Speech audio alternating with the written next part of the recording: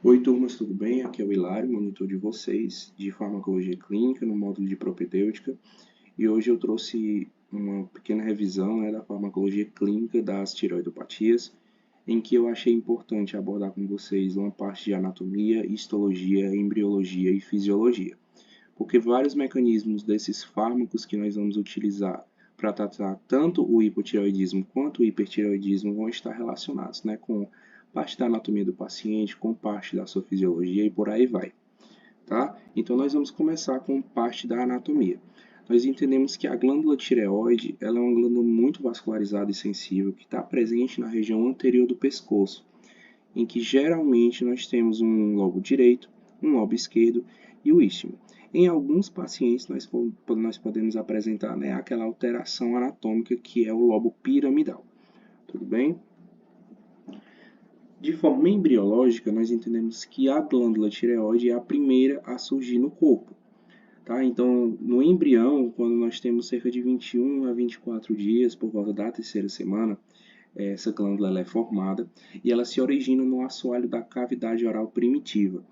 Nessa cavidade oral primitiva, nós temos a formação do forame seco da língua, que eu vou demonstrar para vocês nessa imagem, tá? E aí esse forame cego ele vai descer. Isso que ele desce, ele vai formar o ducto tireoglosso. E a glândula tireoide ela acompanha esse ducto tireoglosso, Ela está ligada a esse ducto e quando esse ducto se fecha, a glândula se instala no local de origem que ela deve ficar. Existem algumas alterações embriológicas em que essa glândula pode não seguir esse ducto e ela vai parar em outro local, que é o que a gente chama de glândula ectópica. Existem alterações que o indivíduo ele vai nascer sem a tireoide.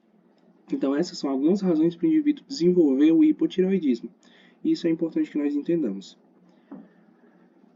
No quesito histologia, nós temos duas células principais que vão compor a glândula tireoide, sendo as células foliculares e as células parafoliculares.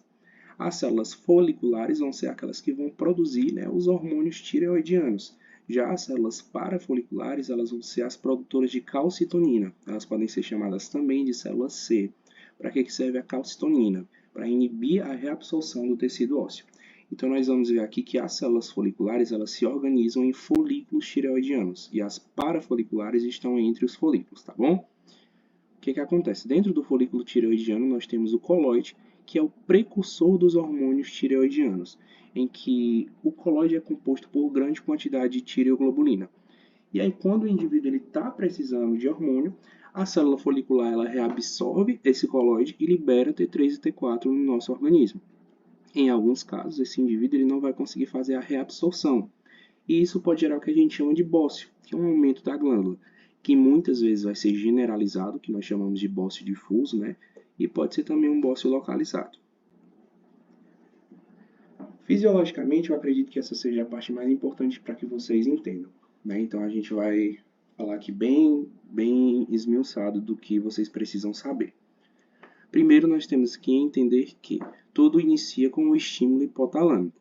O hipotálamo vai estimular a hipófise, que vai estimular a glândula tireoide. Então eu vou começar a explicar para vocês de maneira simplificada, depois a gente vai aprofundar.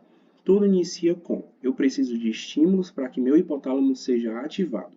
Então estímulos como o frio, como o estresse, como um ritmo circadiano e pulsátil vão estimular esse hipotálamo a formar um hormônio que é o chamado TRH, o hormônio liberador de tireotropina.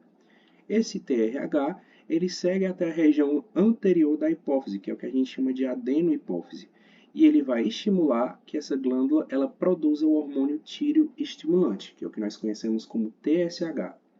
E o TSH, por sua vez, ele vai servir para estimular a produção hormonal da tireoide, então os hormônios T3 e T4. E quando nós temos esse estímulo de produção, tanto o T3 quanto o T4 e o TSH vão servir como componentes de um feedback negativo. O que isso quer dizer? Que quando eu tenho a produção de TSH, de T3 e T4, o meu corpo entende que eu não preciso mais produzi-los. Então, eles mesmos servem como um feedback negativo para parar essa produção. Uma coisa importante a ser dita é que, Pacientes que fazem uso de corticoides ou que têm a dopamina elevada, eles são capazes de inibir a produção do TSH pela adenipófise. Isso me faz entender que o excesso de corticoide e o excesso de dopamina podem levar sim a um hipotireoidismo secundário. O que é o hipotireoidismo secundário? Nós temos as divisões do hipotireoidismo. Ele vai ser primário, secundário ou terciário, a depender do local que esteja afetado. Nós dizemos que uma doença ela é primária quando ela acomete o órgão principal. Então, eu digo que eu tenho hipotireoidismo primário quando eu tenho alguma alteração na glândula tireoide. Eu digo que eu tenho hipotireoidismo secundário quando eu tenho alguma alteração na hipófise. E eu digo que eu tenho um hipotireoidismo terciário quando eu tenho alguma alteração a nível de hipotálamo, tá bom? E aí a gente vai dar uma aprofundada. Como é que esse hormônio ele é produzido, tá? Tudo inicia com a ingesta do iodo.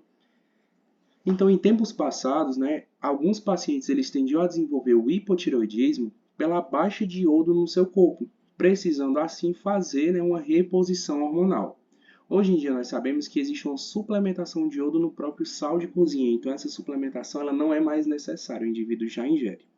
Então ocorre essa ingesta de iodo principalmente por meio do sal de cozinha, e aí ele vai passar a nível estomacal e vai chegar no duodeno, principalmente no duodeno, mas também pode ocorrer no jejum. O que vai acontecer? Na passagem duodenal, esse iodo ele é absorvido. Ele absorve, e vai para a circulação sanguínea. Para que esse iodo que está na circulação sanguínea ele entre dentro das células, nós precisamos de um transportador que vai liberar sódio e vai colocar o iodo para dentro, que é o que a gente chama de pendrina, que é o transportador. E isso ela vai fazer com que o iodo ele penetre na célula folicular. Mas antes que esse iodo penetre na célula folicular, ele tem que sofrer um processo de oxidação. O que é o processo de oxidação? É pegar a molécula de iodo e adicionar oxigênio. E para que esse iodo consiga sofrer uma oxidação e seja transformado em iodeto, que é o que vai entrar na célula, ele precisa da ação de uma enzima, que é a chamada peroxidase. E o que é que estimula a peroxidase a ser ativada? O TSH. Então é desse jeito que o TSH ele vai agir na glândula tireoide. Ele vai ser liberado, ele vai ativar a peroxidase e a peroxidase vai fazer com que o iodo vire iodeto para que seja formado o hormônio, tá? Então, quando o iodeto se liga nas moléculas de tireoglobulina, nós vamos formar diferentes tipos. Se nós temos um iodo se ligando a uma tirosina, nós formamos a monoiodotirosina, ou também chamada de MIT. Se nós temos a ligação de dois iodos com uma tirosina, nós temos a molécula chamada de diiodotirosina, que é o que nós chamamos também de TIT. Se juntado um MIT e um DIT, nós formamos a triiodotironina, que é o T3. Se nós temos a junção de dois DITs, nós temos a tiroxina, que é o que nós chamamos de T4. E esses são os hormônios tireoidianos, tá? O T3 e o T4 eles vão ser armazenados no folículo sob a forma de tireoglobulina.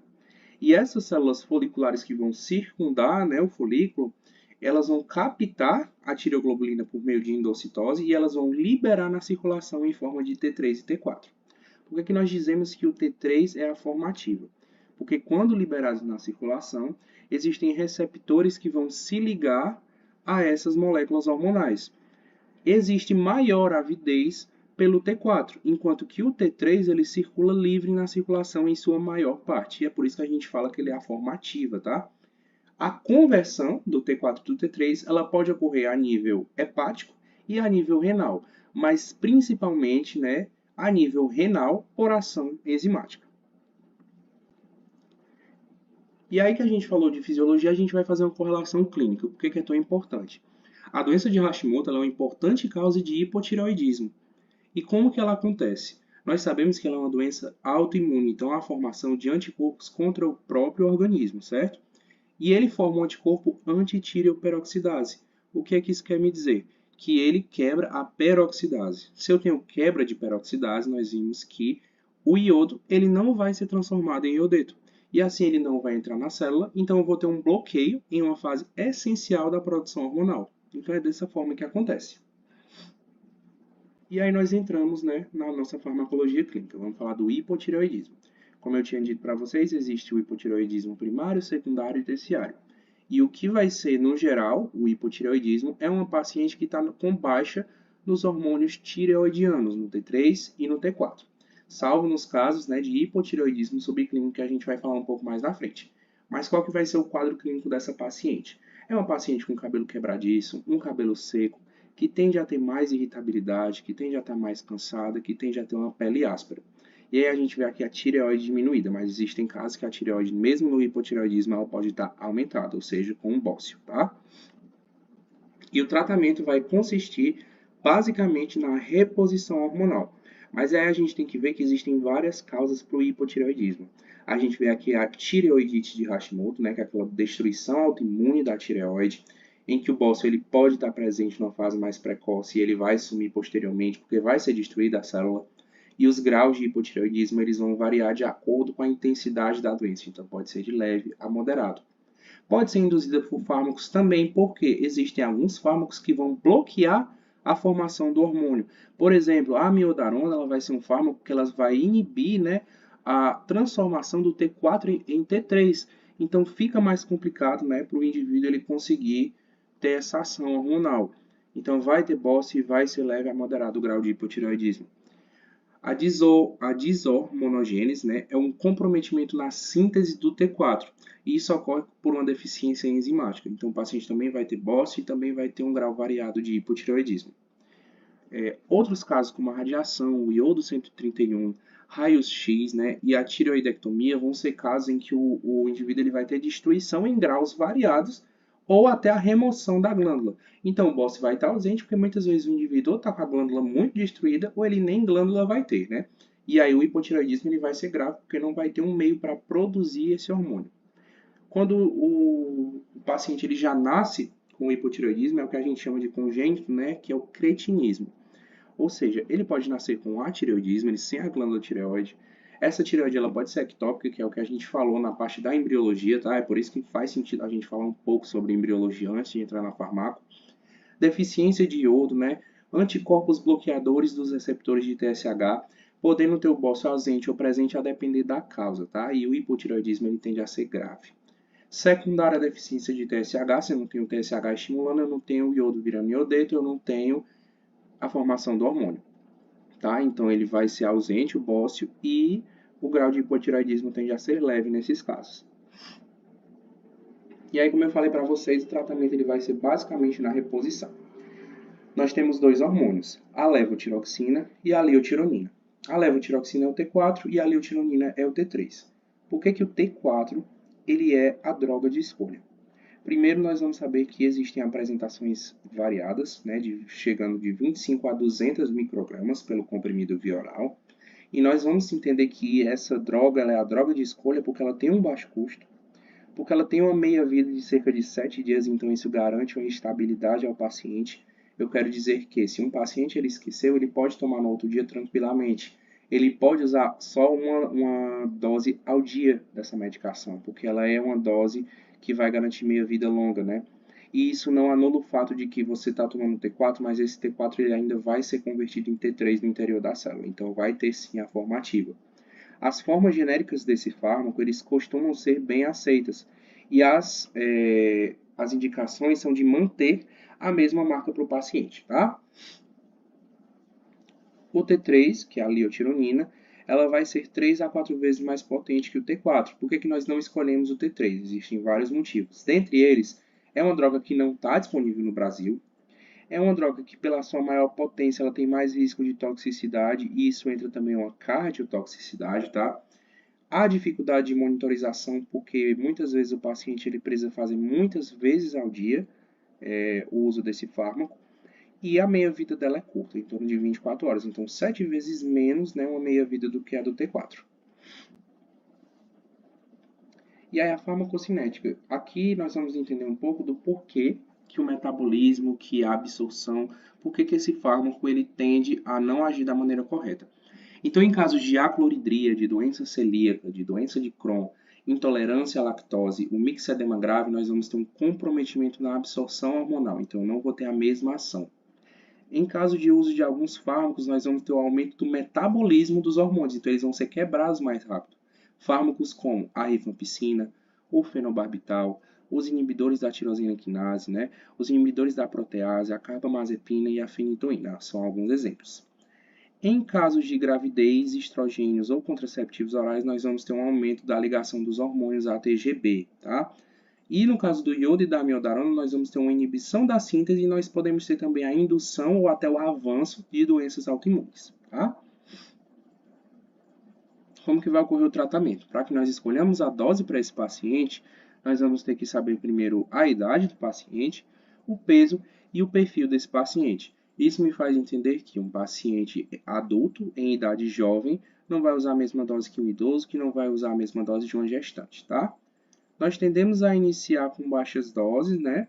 E o adulto jovem, a dose que nós preconizamos vai ser de 1,6 a 1,8 microgramas por quilo por dia. Tá? Então, como é uma dose que vai variar um pouco, nós tendemos a ficar no meio termo de 1,7 microgramas ao quilo ao dia. O idoso ele usa uma dose um pouco mais baixa, entre 1 e 1,5 microgramas ao quilo ao dia, em que é pegado aí o meio termo de 1,2, tá? A reposição plena média ela tende a garantir, né, uma dose de cerca de 112 microgramas ao dia, mais ou menos 19 microgramas. E aí deve ser tomada de estômago vazio. Por quê? Porque quando o paciente acorda de estômago vazio em jejum, ele tem uma melhor absorção do fármaco. Então a orientação é tomar de 30 a 60 minutos antes da refeição, principalmente no jejum, tá? É a escolha. E esse tratamento ele vai visar manter o TSH dentro da faixa de normalidade. Então você tem que dosar o TSH novamente, mas você tem que lembrar do intervalo, né, entre o início do tratamento e a dosagem do TSH, porque vai haver uma demora para a normalização. Então você dosa novamente após 6 a 8 semanas do início do tratamento. Você dosa o TSH e o T4 livre antes da administração de tiroxina. O que isso quer dizer? Que eu tenho que confirmar que o paciente ele tem hipotireoidismo para que eu inicie um tratamento, tá? No idoso, a gente viu que a dose ela tende a ser um pouco menor, e aí a gente divide um idoso sem comprometimento cardiovascular e um idoso com comprometimento cardiovascular. O idoso que tem a cardiopatia, que tem o comprometimento, é iniciado uma dose de 12,5 a 25 microgramas ao dia.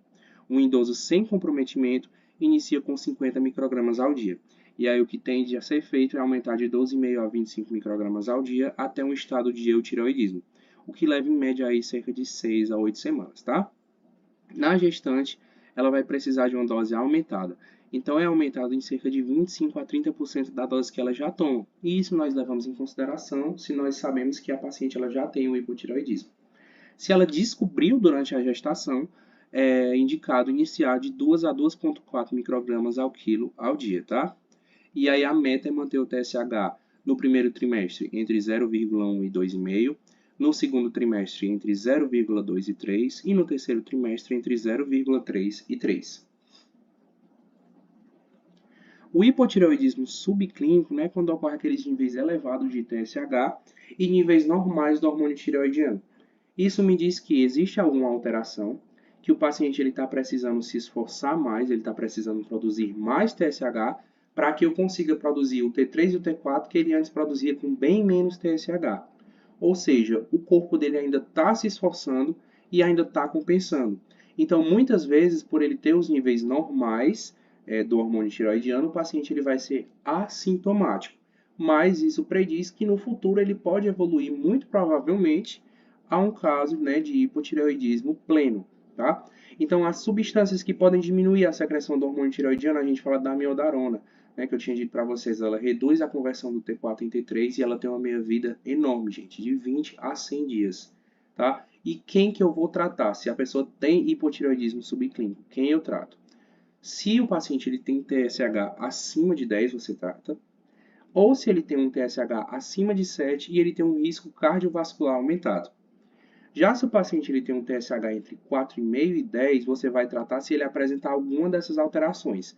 Anti-TPO positivo, que vai indicar doença autoimune, presença de bócio ou tireoidopatia na ultrassonografia, se ele tem dislipidemia ou até se o paciente ele tem sintomatologia, né? Uma grande causa para você começar um tratamento é o paciente relatar sintomas, tá? Pacientes acima de 65 anos, você só trata se o TSH estiver acima de 10. E se estiver acima de 80, a indicação é fazer segmento da função tireoidiana. Como mixedematoso.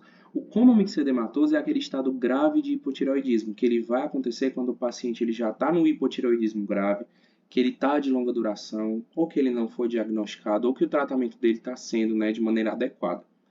Aliás, gente, perdão, inadequada. E, assim, nós precisamos geralmente de um evento precipitante para que seja desencadeado esse coma mixedematoso. Seria isso um trauma, uma infecção, uma exposição ao frio ou até cirurgias que o paciente ele pode ser submetido. E o tratamento do paciente com coma mixedematoso ele deve ser em UTI, não esqueçam disso. E aí, o que eu vou ofertar para esse paciente? Um suporte hemodinâmico e respiratório. Se a causa, né, do evento precipitante ela for uma infecção, você vai ofertar antibiótico terapia, um aquecimento corporal, você vai corrigir as alterações hidroeletrolíticas, hiponatremia que o paciente com coma mixedematoso ele tem de ter, a hipoglicemia. E aí você vai corrigir o hormônio dele que está em falta, você vai preencher, né, todos aqueles receptores que estão precisando. Então você vai fazer o T4, tá? Não vai fazer T3 por causa da cardiotoxicidade em altas doses. O ataque ele é de 200 a 400 microgramas e a manutenção vai ser de 50 a 100 microgramas. Você vai fazer também reposição de corticoide para dar tônus ao vaso desse paciente. Então, os mais indicados vão ser a hidrocortisona e a dexametasona. E para você retirar esse corticoide, você tem que fazer uma retirada gradual, um desmame. E aí vamos falar um pouco de hipertireoidismo, né? Que é aquele estado que o paciente ele tem muito hormônio tireoidiano e que ele tende a ter um TSH baixo. Se for subclínico, né, o TSH ele vai estar normal. Então, a sintomatologia e os sinais que o paciente pode ter, né, chegam a ser tremores, os olhos esbugalhados, que é o que a gente chama de exoftalmia, né, suores, pescoço inchado, perda de peso, tende a ter insônia também, tá? Oleosidade muito grande, e aí a tireoide ela tende a estar aumentada nesses casos.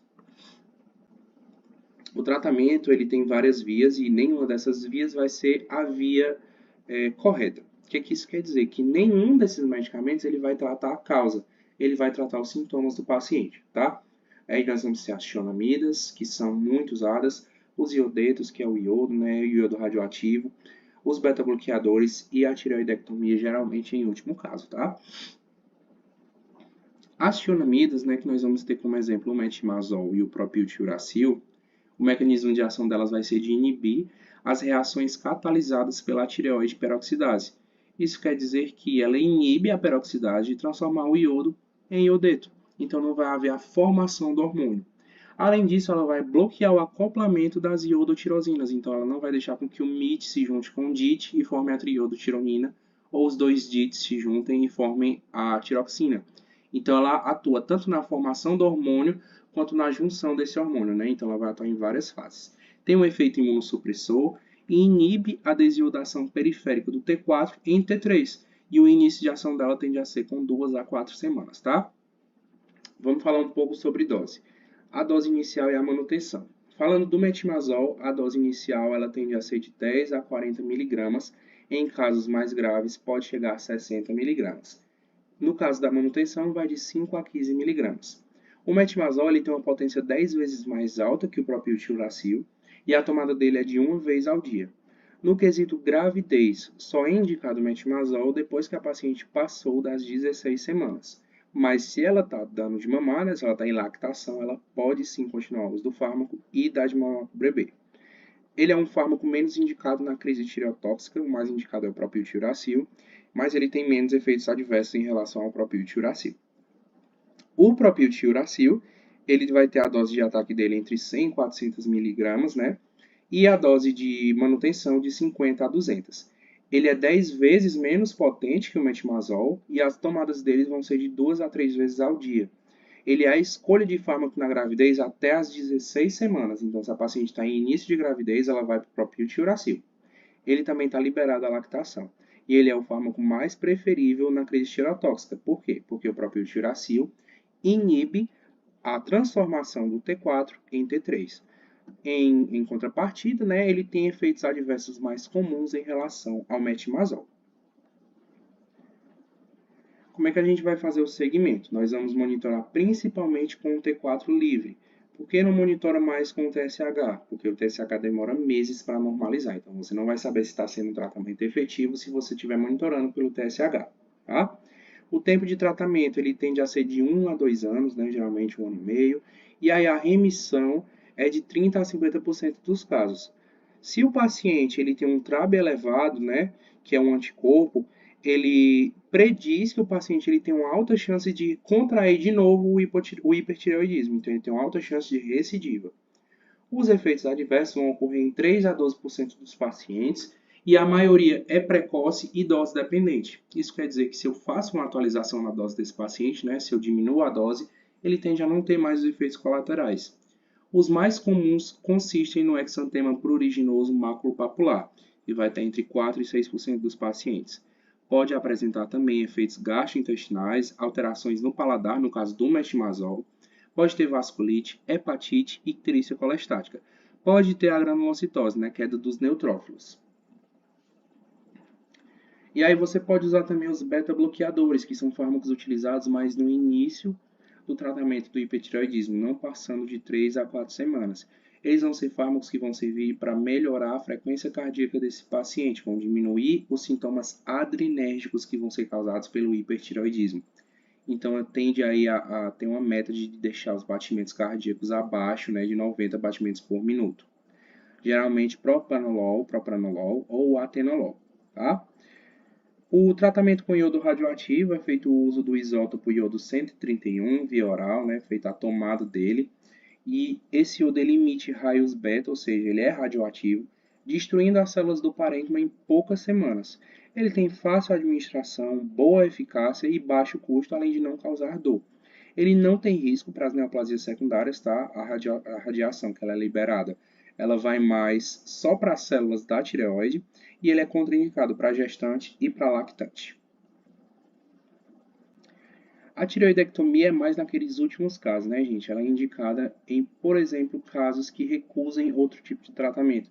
Então, doenças não controladas com tionamidas, que vão recusar o iodo radioativo, doença com bócio volumoso, que não é controlada pela tionamida, um paciente com suspeita de neoplasia associada na tireoide, um desejo de engravidar da paciente que ela queira engravidar em 6 meses ou menos, hiperparatireoidismo primário associado, a gente viu na anatomia, e aí outra correlação que faz importante a gente entender é que as paratireoides, elas geralmente ou estão dentro da tireoide ou elas estão atrás, então se estiver associada, é a indicação da retirada. E a segunda opção em crianças, adolescentes não responsivos às tionamidas ou que recidivaram após o uso delas. Então é sempre importante a gente entender que quando o paciente ele faz tireoidectomia, ele não vai mais produzir o hormônio. Então nós temos que reservar para os casos que realmente precisam, tá, gente? Aqui eu trouxe para vocês um exemplo de tireoidectomia que a abordagem ela foi transoral. Ele é feito um corte aqui na mucosa oral da região interna para que seja feito em outra abordagem que não o corte na região cervical. A crise tireotóxica ela é como se fosse o contrário do coma mixedematoso, né? Ela é uma exacerbação, só que do hipertireoidismo. Então, ela é uma condição grave de exacerbação clínica do hipertireoidismo e os pacientes que não têm tratamento adequado, que são submetidos a eventos agudos precipitantes, como uma cirurgia, né? Eles são os pacientes que mais tendem a ter a crise tireotóxica. O tratamento ele vai ser clínico por uma escala chamada Bush e Vartovsky, tá? Que ela vai avaliar parâmetros como a temperatura do paciente, a frequência cardíaca, níveis de insuficiência cardíaca que ele possa ter, disfunções hepáticas, gastrointestinais, do sistema nervoso e presença de fatores precipitantes. Como que é feito o tratamento? Primeiro, você dá o propiltiuracil para o paciente, que é o fármaco de escolha para a crise tireotóxica. Ele vai inibir a conversão do T4 em T3. Depois se administra iodo para inibir a produção hormonal desse paciente. Usa beta-bloqueador para controlar os sinais adrenérgicos, né, controlar a frequência cardíaca. Administra corticoide para inibir a conversão do T4 em T3 e corrigir a insuficiência adrenal relativa que esse paciente venha a ter, tá? Então é uma crise que ela é muito importante que vocês lembrem, porque ela acomete muitos pacientes que têm o hipertireoidismo e ela pode levar sim ao óbito, tá, gente? Então ela é bem importante. Bom, turma, então foi isso. Eu espero que tenha dado para entender. Eu tentei focar nos pontos principais, tá? Reforçar vocês que não deixem de olhar suas anotações sobre a aula do professor Felipe, mas eu espero que essa aula ela tenha sido de grande ajuda para resolver as questões com o Matheus, né, na revisão de vocês. e que tenha agregado, porque é um conteúdo que vocês vão ver diariamente, tanto no postinho quanto nos atendimentos de endócrino e das outras áreas, tá? Mas é isso, eu deixo meu agradecimento e até a próxima.